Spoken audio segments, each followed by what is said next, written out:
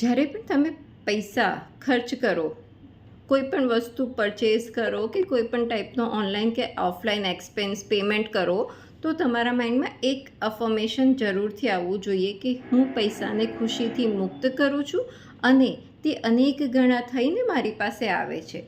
C, આનાથી શું થશે? Whenever you pay for something, તો યુ વિલ ફીલ ગુડ કે હું પૈસા ખર્ચી રહી છું અને જેટલા ખર્ચું છું એના કરતાં વધારે મારી પાસે આવી રહ્યા છે.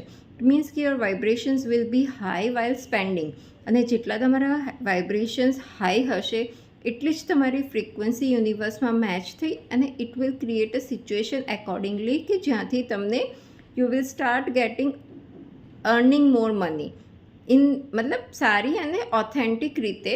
You will get an idea, like વર્ષોથી તમારા માઇન્ડમાં કોઈ આઈડિયા પડ્યો હોય તો it will get a click કે how to start this business.